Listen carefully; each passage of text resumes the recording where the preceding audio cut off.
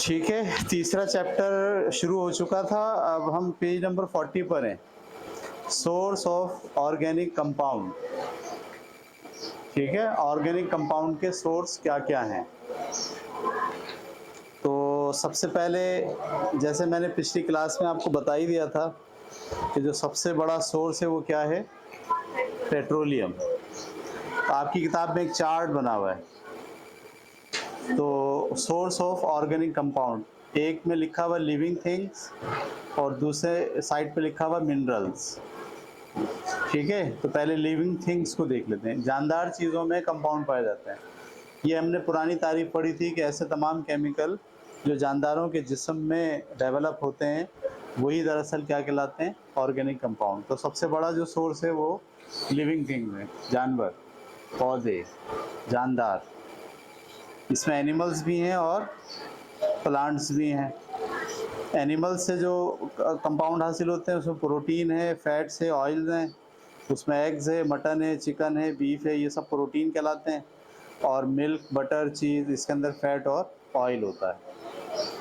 अच्छा जी, दूसरी तरफ अगर आ जाए मिनरल्स, तो मिनरल्स के अंदर, सॉरी, अच्छा, एनिमल के बाद प्लांट आ जाए तो प्लांट में कार्बोहाइड्रेट, प्रोटीन, विटामिन, ऑयल, ये सब दरअसल क्या है, ऑर्गेनिक कंपाउंड के सोर्सेज हैं।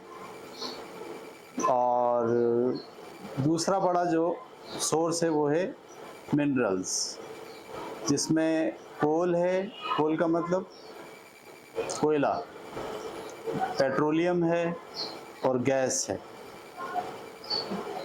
ठीक है,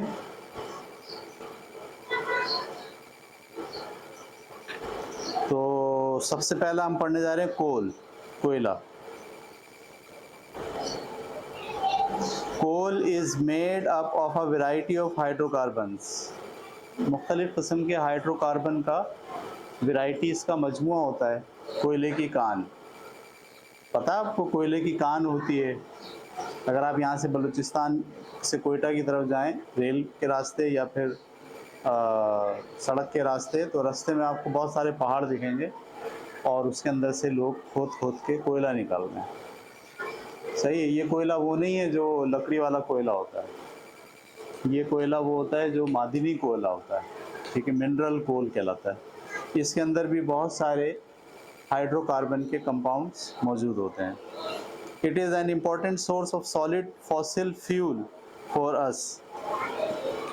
ये फॉसिल फ्यूल का कॉन्सेप्ट क्या होता है, ज़मीन के अंदर जो जानवर मर गए या जानदार मर के दफन हो गए और हज़ारों सालों से दफन है, तो ज़मीन के प्रेशर की वजह से वो कन्वर्ट हो गए फॉसिल फ्यूल में। ये जो ज़मीन से पेट्रोल निकलता है इसे भी कहते हैं फॉसिल। अच्छा, लफ्ज़ फॉसिल क्या है? पुराने ज़माने में जो जानवर मर गए थे और ज़मीन के अंदर दफन हो गए, अब खुदाई के दरमियान जब किसी जानवर का पूरा ढांचा मिलता है, ये डायनासोर्स के ढांचे मिले बड़े बड़े, सही है, और मुख्तलिफ़ किस्म के इंसानों के भी ढांचे मिले बहुत पुराने पुराने, एक लाख साल पुराने। तो वो जो ढांचे होते हैं ना उनको कहते हैं फॉसिल। ठीक है, आसार कदीमा में जो ढांचे निकलते हैं उसे क्या कहा जाता है, फॉसिल। तो इस फॉसिल, एक ढांचा होता है और उसकी जो चर्बी होती है, उसका जो गोश्त होता है, वो सब का सब दरअसल ज़मीन के अंदर ऑयल की शक्ल में कन्वर्ट हो जाता है, इसलिए इसको कहते हैं फॉसिल ऑयल। अच्छा, बाज़ जो दरख्त दफन हो गए ज़मीन के अंदर बड़े पैमाने पर, सही है, तो वो जो दरख्त है वो कन्वर्ट हो गए किस में, कोयले में, कोल के अंदर, इसलिए उसको हम कहते हैं कि ये भी फॉसिल जो है वो ईंधन है। तो फॉसिल का मायने समझ में आ गया आपको क्या होता है? Fossil fuel for us, it can be found at various depths beneath the earth surface. ये काफ़ी गहराई के अंदर मिल रहे होते हैं। Coal is formed in a variety of ways. Coal जो कोयला है वो कई तरह से बनता है। Coal is said to have developed in nature 500 million years, तकरीबन 510 लाख साल पहले। 510 लाख कितने होते हैं? 50 करोड़ साल पहले। ये कह रहे हैं 50 करोड़ साल पहले। From the remnants of trees buried deep inside the soil, यानी जो बड़े बड़े दरख्त जंगलात जो दफन हो गए हैं ज़मीन के अंदर, मट्टी के अंदर 50 करोड़ साल पहले, तो वो दब कर, दफन होकर, प्रेशर लेकर कन्वर्ट हो गए किसमें? सॉइल में, कोल में। Initially it was turn to peat, सबसे पहले ये तब्दील होते हैं पीट में as a result of bacterial and chemical process, bacterial और केमिकल प्रोसेस के नतीजे में, ऑन द वुड जो लकड़ी पर अप्लाई होता है। Peat was then converted into coal as a result of high temperature, peat बाद में कन्वर्ट होता है कोल के अंदर हाई टेम्परेचर की वजह से, and pressure with in the earth cursed. Natural carbonization is the process of converting wood into coal, और जो कार्बनाइजेशन का अमल है, यानी एक कार्बन दूसरे कार्बन से, दूसरा कार्बन तीसरे कार्बन से मिलना शुरू हो जाता है, तो इसके नतीजे में जो लकड़ी है वो कोल में कन्वर्ट हो जाती है। Would has a carbon content of 40%। 4 varieties of coal are created depending on the degree of the carbonization। अब यहाँ आपको एक पूरा चार्ट दिया हुआ है नीचे, ये देखिए पहले दरख्त हैं, सही है। तस्वीर के अंदर सबसे पहले क्या दिख रहा है? वुड है, 40% कार्बन, दरख्त लगे हुए हैं, सारा बाग बाग नज़र आ रहा है। फिर ये जब डिमोलिश हुए, गिरे, कोई तूफ़ान आया, कोई ज़लज़ला आया, तो ये जब डैमेज हुए तो बैक्टीरिया ने इनको कन्वर्ट कर दिया पीट में। सबसे पहले दरख्त कन्वर्ट होते हैं किस में? पीट में, और फिर उसमें 60% जो है वो कार्बन मौजूद होता है। फिर ये जो पीट है जब ज़मीन की तह में दबना शुरू होता है, ये भी आपको पता होना चाहिए कि ज़मीन की जो तह है वो तह के ऊपर तह चढ़ती जाती है और आहिस्ता आहिस्ता आहिस्ता आहिस्ता चीज़ निचले दर्जों में चली जाती है। आप अपने घरों को देखिए कि आज से 20 साल पहले जो आपका घर ज़मीन के बिल्कुल रोड के साथ था, वो ज़मीन के अंदर धंस गया है, सही है। तो ये 40-50 साल के अंदर 3 फीट 4 फीट जो है वो चीज़ ज़मीन के अंदर चली जाती है। तो ये असल में आहिस्ता आहिस्ता जो है वो ज़मीन के अंदर चीज़ें जा रही होती हैं। अब 50 करोड़ साल अगर हो जाएं किसी जंगल को, तो कितना नीचे चला जाएगा? तो वो नीचे जाके प्रेशर लेके पीट जो है वो कन्वर्ट हो जाता है एक दूसरे किस्म के कोयले में, जिसको हम कहते हैं लिग्नाइट, जिसमें 70% जो है वो कोयला होता है। और लिग्नाइट मज़ीद कंप्रेस होते होते होते होते एंथ्रासाइट में डेवलप हो जाता है। एंथ्रासाइट दरअसल कोयले की वो किस्म है जिसमें 90% कार्बन के कंपाउंड होते हैं। तो आपको ये आइडिया हुआ कि ये कोयला बनता कैसे? ये एक दिन में नहीं बनता, इसमें सदियाँ, करोड़ों साल इसमें सर्फ हो गए, और ज़मीन के अंदर से जहाँ से आप खुदाई करके कोयला निकालते हैं कानों के अंदर से, उन कानों में वर्षों से, करोड़ों साल से इसी तरह दरख्त, अच्छा वो दरख्त तो अब नज़र नहीं आएंगे ना, क्योंकि वो तो बैक्टीरिया ने उनको कन्वर्ट कर दिया है सबसे पहले पीट में, और पीट मज़ीद दबाव सह के लिग्नाइट बना, और लिग्नाइट मज़ीद दबाव सह के आखिर में एंथ्रासाइट में कन्वर्ट हो गया। ठीक है, ये है प्रोसेस जनाब आपका कोयला बनने का। China, the United State of America, Russia, the United Kingdom, Germany, Poland, Australia and Pakistan are the world top coal producer. दुनिया में जो बड़े बड़े ममालिक हैं यहाँ से कोयला पाया जाता है। इसमें पाकिस्तान का नाम भी शामिल है और ऑस्ट्रेलिया का नाम भी शामिल। दुनिया का सबसे ज़्यादा कोयला ऑस्ट्रेलिया से निकाला जाता है, और ऑस्ट्रेलिया बहुत बड़ा सप्लायर है पूरी दुनिया का। पाकिस्तान के अंदर भी कोयला पाया जाता है। कहते हैं in since Tharparkar area Pakistan contains one of the world biggest lignite deposit. दुनिया के बड़े तरीन ज़ख़ीरों में से एक ज़ख़ीरा हमारे यहाँ थरपारकर के अंदर है, यानी जो रेगिस्तान थरपारकर है ना, उसके करीब है। Estimated more than 185 billion turns, 185 अरब टन, ये एस्टिमेट लगाया गया कि इतना कोयला हमारे यहाँ थर के अंदर मौजूद है। ठीक है, डिगारी सोर रेंज, ये भी इलाका है, कोस्ट शेयरिंग हरनाई बलूचिस्तान, दोनों बलूचिस्तान में, and Salt Range are the other active coal mines Punjab. तो पंजाब में भी हैं, बलूचिस्तान में भी हैं, और सिंध में भी कोयले के बड़े ज़खायर मौजूद हैं। पाकिस्तान उससे अभी तक इस्तिफादा हासिल नहीं करता, वो निकाला नहीं पाकिस्तान ने, तो मौजूद है, बस रखे हुए। सिर्फ गैस पाकिस्तान में निकाली गई है बलूचिस्तान में सुई के मुकाम से, बाकी कोई दूसरी मादनियात ऑफिशियली जो है वो नहीं निकाली गई है। ये था जनाब हमारा page number 40, source of organic compound में से एक सोर्स जिसका नाम है कोल। सही है। दूसरा सोर्स अब शुरू कर रहे हैं, petroleum. Petroleum is a thick, dark, brownish or greenish black liquid. It is the complicated combination of solid, liquid and gaseous hydrocarbons together with water, salt and earth particles.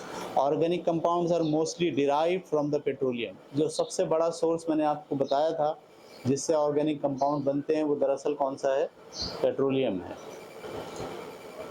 अच्छा, ये जो जैसे हमने अभी देखा कि सारे जंगल और दरख्त जो है वो दब गए ज़मीन के अंदर और वो कन्वर्ट हो गए कोयले में, इसी तरह से ये जो जानवर मरे हैं, बड़े बड़े डायनासोर्स मरे हैं, दफन हो गए हैं, तो इनकी जो चर्बी है, इनका जो प्रोटीन है, इनका जो गोश्त है, इनके अंदर जो चिकनाई थी, वो भी इसी तरह करोड़ों साल से ज़मीन के दबाव, टेम्परेचर इसके तहत रहकर एक दूसरे से कार्बोनेशन का अमल करके ये पेट्रोलियम में कन्वर्ट हो गए हैं। तो पेट्रोलियम बुनियादी तौर पर जो सोचा जाता है कि कहाँ से आया, तो पेट्रोलियम का ये नज़रिया है कि जितने भी बड़े बड़े डायनासोर, उनके एक वाक़या बताते हैं कि ऐसा हुआ होगा कि ज़मीन पर जो है वो बाहर से कोई पत्थर आके टकराया बहुत बड़ा।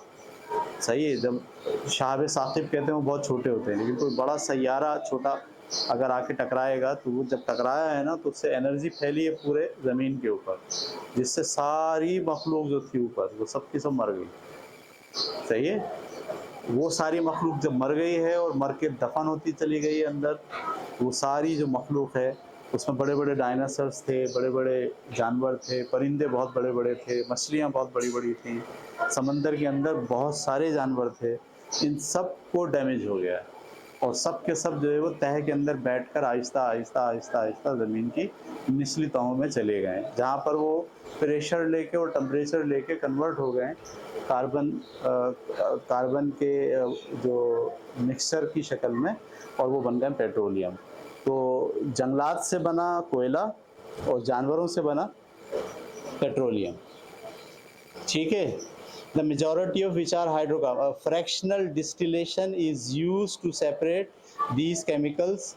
Separation of fraction or components from a liquid mixture depending upon their boiling point range is called fractional distillation. तो मैंने जैसे कल आपको ये तस्वीर दिखाई थी, फ्रैक्शनल डिस्टिलेशन से क्या मुराद है? एक मिक्सर है जिसमें मुख्तलिफ टेम्परेचर के, मुख्तलिफ नुक्ता खौलाव के, बॉइलिंग पॉइंट के केमिकल मिक्स हैं। ये जो पेट्रोलियम ज़मीन से निकाला जा रहा है ये कीचड़ की तरह है, इसमें बहुत सारे केमिकल हैं और हर केमिकल का जो बॉइलिंग पॉइंट है वो अलग अलग है। सही है। जैसे फ़र्ज़ कीजिए कि सबसे पहले उसमें से जो निकल रही है वो मीथेन गैस निकल रही है, तो जब आप उसको निकाल के रखते हैं आम टेम्परेचर पे 30 पे, तो उसमें से जो गैस निकल रही होती है उसको मीथेन गैस के सूरत में जमा कर लेते हैं। उसके बाद फिर मज़ीद उसको गर्म करते हैं तो पता चलता है 31, 32 के ऊपर जो है वो जो गैस निकल रही है वो दरअसल कोई और कंपाउंड है। 34 पे जो गैस निकल रही है वो कोई और कंपाउंड है। 35, 40, 60 इस पे जो केमिकल उबाल आके, ठीक है, खुलाव होता है, बॉयल होते हैं और बॉयल होकर जो उसमें से बुखारात की शक्ल में निकलते हैं। बाद में उसको निकाल के क्या कर लेते हैं, ठंडा कर लेते हैं। ठंडा करने से वो कन्वर्ट हो जाता है किसमें? लिक्विड में। तो वो डिस्टिलेशन या वो प्रोसेस जिसमें मुख्तलिफ बॉइलिंग पॉइंट के मिक्सचर से उनको बुखारात बनाकर निकाला जाए, इस प्रोसेस को आप क्या कहते हैं? Fractional distillation. ये हम खुद भी कर सकते हैं घर के अंदर। जैसे मिसाल के तौर पर आपने पेट्रोल, मिट्टी का तेल और पानी तीनों को आप लें और ऐसे मिक्स कर लें, ठीक है, मिक्स हो गए वो। अब आप इनको अलग अलग करना चाहते हैं, बोतल में बंद करें, लगाएं कार, ऊपर से नली लें, उस नली को जो है वो ठंडा करके किसी जगह पर गैस जमा करना शुरू करें। अब आप नीचे से गर्म करेंगे जैसे, तो सबसे पहले उसमें से निकलेगा पेट्रोल, जो बुखारात बनेंगे वो किसके बनेंगे? पेट्रोल के। सही है। जब सारा पेट्रोल निकल जाएगा तो फिर तकरीबन जो है वो 80-82 की बात उसमें से निकलेगा मट्टी का तेल, बुखारात बनेगा वो। और फिर जब 100 हो जाएगा तो 100 पे कौन बुखारात बनने लगेगा? पानी बुखारात बनने लगेगा। तो आप इस तरह से पेट्रोल को भी, मट्टी के तेल को भी और पानी को भी अलग अलग कर सकते हैं। ये जो प्रोसेस होता है जिसमें एक मिक्सर को मुख्तलिफ बॉइलिंग पॉइंट के ऊपर रख के आप मिक्सर में से निकलने वाले कंपाउंड को अलग अलग करते हैं, इस प्रोसेस को कहते हैं फ्रैक्शनल डिस्टिलेशन। क्या बोलते हैं? ये देखिए, आपको पेज नंबर 41 के ऊपर एक तस्वीर दिखाई गई है। इस तस्वीर के अंदर रिफाइनरी का एक प्लांट दिखाया गया है। इस प्लांट के अंदर साइड से क्रूड ऑयल आ रहा है, सही है। और ये भट्टी है, दरअसल डिफरेंट टेम्परेचर पे इन्होंने डिफरेंट जगह पे मुख्तलिफ चैम्बर लगाए हुए हैं। वो कहते हैं 20 डिग्री सेंटीग्रेड पर क्या चीज़ निकलती है?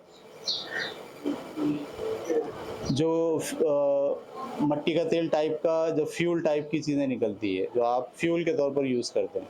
70 डिग्री सेंटीग्रेड पर टेम्परेचर पर क्या निकल रहा होता है? कार में डालने वाला पेट्रोल निकल रहा होता है, ठीक है। और 120 डिग्री सेंटीग्रेड पे क्या निकल रहा होता है? मुख्तलिफ़ किस्म के केमिकल निकलते हैं जिसमें नेप्थोल वगैरह शामिल है। ये मुख्तलिफ़ केमिकल बनाने में इस्तेमाल किए जाते हैं। 180 डिग्री सेंटीग्रेड पर केरोसिन ऑयल निकलता है जिससे आप जेट फ्यूल, पैराफीन, मोमबत्ती और हीटिंग और लाइटिंग की चीज़ें बना रहे होते हैं। और 260 डिग्री सेंटीग्रेड पर इस मिक्सर में से क्या निकलता है? डीजल निकलता है, जो आप गाड़ियों में डालने के लिए इस्तेमाल करते हैं। 300 डिग्री सेंटीग्रेड पर इसमें से जो चीज़ निकलती है भाप बनकर, वो लुब्रिकेटिंग ऑयल होता है, यानी जो चिकनाई पैदा करता है। जनरेटर में पानी के पंप में जो आप डालते हैं चिकना करने के लिए, इंजन ऑयल के तौर पर जो इस्तेमाल करते हैं गाड़ियों में, वो सब लुब्रिकेटिंग ऑयल होता है। 350 डिग्री सेंटीग्रेड पर फिर ऑयल जो निकलता है वो फ्यूल फॉर शिप और फैक्ट्रीज़ के लिए इस्तेमाल होता है। और जो आखिर में बचता है वो क्या कहलाता है? बिटुमेन या डामर, जिससे हम सड़कें बनाते हैं। ठीक है, बस आज इतना रखेंगे। कल इंशाल्लाह बाकी इसके 2 और कंपाउंड पढ़ेंगे।